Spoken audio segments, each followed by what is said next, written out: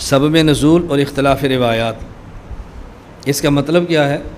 इसका मतलब ये है कि बसा औक़ात कुरान करीम की आयत नाज़िल होती है और मुफ़स्सिरीन उसका शान नुज़ूल लिखते हैं, तो शान नुज़ूल में एक रवायत नहीं कई रवायतें लाते हैं। तो कई रवायतें एक आयत के शान नुज़ूल में क्यों आती है, उसकी वजह क्या होती है? इसका मतलब तारुज़ या टकराव या इख्तिलाफ़ नहीं है, उसकी वजह क्या है, ज़रा इसको समझें। नंबर 1, कुरान करीम की आयत की तफसीर में दो मुफस्सिर फरमाते हैं नज़लतिल आयत फ़ी कज़ा, ये आयत इस बारे में नाज़िल हुई, दूसरा कहता है इस बारे में नाज़िल हुई। असल वजह क्या होती है? एक आयत से कई मसाइल साबित हो रहे होते हैं। वो कहते हैं इस मसला के बारे में, इस मसला के बारे में, इस मसला के बारे में, हालांकि उस आयत से जो सारे मसाइल हैं सारे ठीक होते हैं। तो जो जिस आयत से जिस मसले का इस्तेमाल करता है वो कहता है कि ये आयत इस मसले के बारे में नाज़िल हुई थी, तो ठीक है। तीन ने तीन मसाइल इस्तेमाल किए, तीनों के बारे में कह दिया, इसमें तो इख्तिलाफ़ की बात ही कोई नहीं है।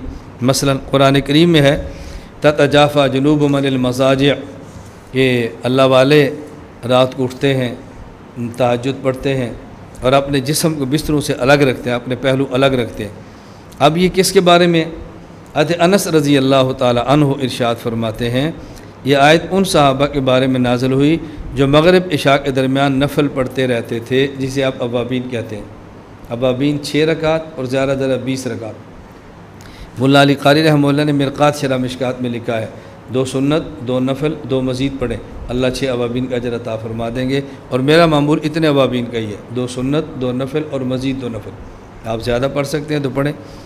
एक रवायत में अनस रज़ी अल्लाह ताला अन्हु से रवायत है, ये उन सहाबाए किराम के बारे में है जो नमाज इशा के इंतज़ार में जागते रहते थे। क्यों? सहाबाए किराम इशा की नमाज़ ताख़ीर से पढ़ते थे तो जागना पड़ता, इंतज़ार फरमाते, सोते नहीं थे। और बाज़ दूसरे सहाबा इसे तहज्जुद गुज़ार हज़रात के बारे में करार देते हैं। अब देखो बज़ाहिर इख्तिलाफ़ है लेकिन इख्तिलाफ़ नहीं है। क्यों? मग़रिब के बाद जागे और न लेटे, इशा के इंतज़ार में जागे और न लेटे, तहज्जुद के लिए जागे और बिस्तर पर न लेटे, तो तीनों ठीक है। तो इसमें कोई तारुज़ नहीं है कि आदमी ये समझे वाक़या फ़लाँ के ख़िलाफ़ है। नंबर 2, बसा औक़ात एक मुफ़स्सिर आयत का शान नुज़ूल बयान करे और क्या नज़लत आयत फ़ी कज़ा, और दूसरा मुफ़स्सिर शान नुज़ूल बयान करे और उसमें सराहत करे कि ये आयत इस वाक़े के बारे में नाज़िल हुई है। यानी एक ने फ़ी कज़ा कह दिया और सराहत नहीं की, और एक मुफ़स्सिर उसमें तसरीह करता है, तो ज़ाहिर है जिसकी तसरीह होगी उसको इजमाल के ऊपर तसरीह को फ़ौक़ियत होती है और उसको वजह तरजीह मौजूद होती है। मसलन कुरान करीम में है निसाउकुम हर्सुल लकुम फ़ातू हर्सकुम अन्ना शिअ्तुम, तुम्हारी बीवियाँ ये तुम्हारी खेतियाँ हैं और अपनी खेती को किसान जैसे चाहे इस्तेमाल करे। हज़रत अब्दुल्लाह बिन उमर रज़ी अल्लाह ताला अन्हुमा फरमाते हैं सही बुखारी में बाबुन निसाउकुम हर्सुल लकुम के तहत कि ये जो आयत नाज़िल हुई है ये औरत के साथ पिछली जानिब से सोहबत के बारे में नाज़िल हुई, अब्दुल्लाह बिन उमर फरमाते हैं। और बाज़ हज़रात ने अब्दुल्लाह बिन उमर रज़ी अल्लाह ताला अन्हुमा की इस बात से ये समझा कि अब्दुल्लाह बिन उमर वती फ़ी दुबर के कायल हैं, औरत को पुष्ट की जानिब इस्तेमाल करने के कायल हैं।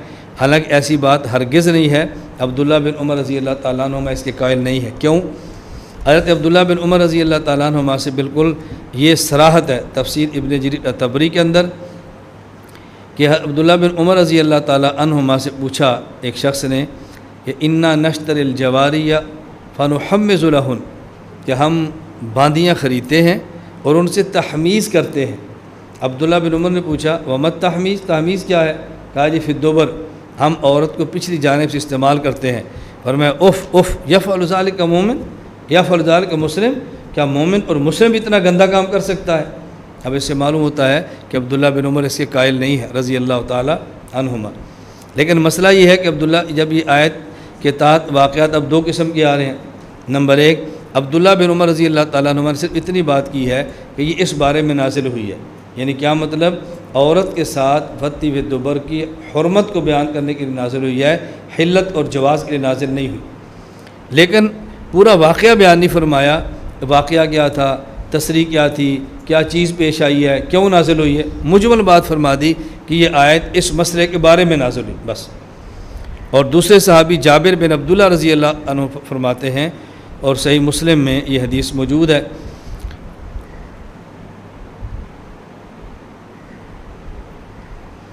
कि यहूद मदीना का नज़रिया था कि कोई औरत से उसका शौहर सोहबत करे।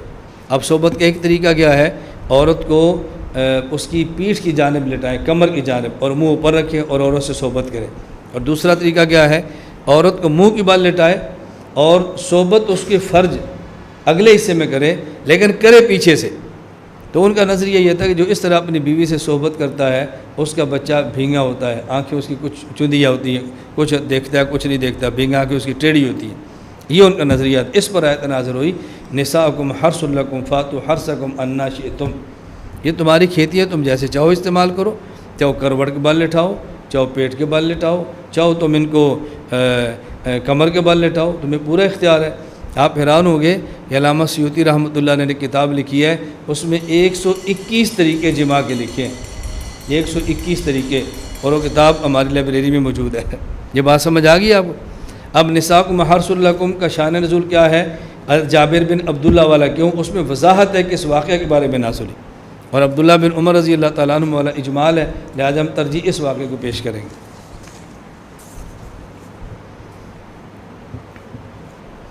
यदि एक उस्ताद था तो उसने तफसीर में तलबा से इस आयत का इम्तिहान लिया, तर्जमे का, निसाउकुम हर्सुल लकुम फातु हर्सकुम अन्ना शिअ्तुम।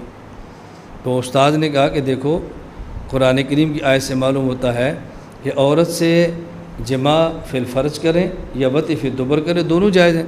फातु हर्सकुम अन्ना शिअ्तुम, तुम्हारी बीवी है जैसे चाहो करो।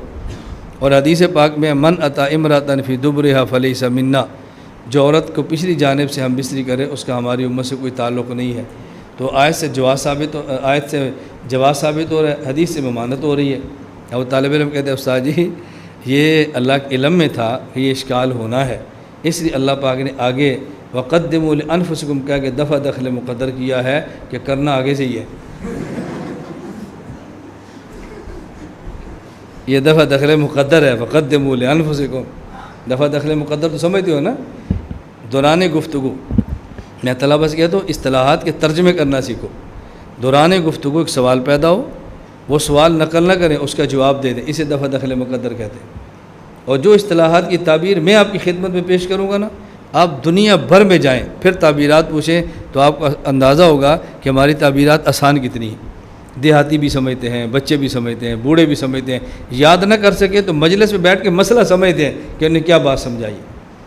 अब ये बात ऐसी है कि आप बाहर बताओ, क्यों छुपाते हो आप। ज़ुब्दत शमाइल मेरी किताब है, शमाइल तिरमिज़ी की शरह, ये 9 दिन में लिखी है और जेल के अंदर मैंने लिखी है, आप ज़रा देखिए इसको, और जेल की मेरी तसनीफ़ है। तकरीबन तमाम मशाइख के एक नुक्ता इत्तफ़ाक़ी है कि मौलाना इलियास घुमन साहब को मुश्किल बात आसान लफ्ज़ों में समझाने का खुदा ने सलीक़ा दिया है और उसका उन्हें इस किताब के अंदर इस्तेमाल फरमाया, इसलिए ज़ुब्दत शुमाइल को बहुत आसान कर दिए। हमारे यहाँ ज़ुब्दत शुमाइल बड़ी मुग़लक़ किताब शुमार होती है और बड़ी मुश्किल से शुमार होती है, क्योंकि इल्मी मबाहिस से नहीं है, इसलिए इसको आसान समझ लेते हैं। आप ज़ुब्दत शुमाइल जब बैठ के तो मुताला फरमाना तो आपको अंदाज़ा हो कितनी आसान है। अब देखो मेरी ख्वाहिश है, लेकिन मेरे बस में नहीं है कि दौरा हदीस के हर तालिब इल्म के पास ये किताब, अगर इस किताब को देख लेना तो शुमाइल खुलासा उसके पास होगा, कितना आसान काम। लेकिन मैं इस उलझन में नहीं हूँ, क्यों नहीं है, मुझे पता है देर लगती है, आज कल मेरी ज़िंदगी में मेरी मौत के बाद देर लगेगी। ऐसे जामियात हैं जिनने इस किताब को दौरा हदीस के तमाम तलबा में मुझसे ख़रीद कर मुफ्त तकसीम किया है, ख़रीद कर। ये किताब तलबा के पास होनी चाहिए। हमारा ज़ौक़ ये है कि जो चीज़ें ज़हन में उसको लिख दो लिख दो लिख दो, बाहर आज नहीं, कल नहीं, परसों नहीं, एक नहीं, दूसरा नहीं, तीसरा बंदा, कोई तो उनसे इस्तिफ़ादा करेगा ना।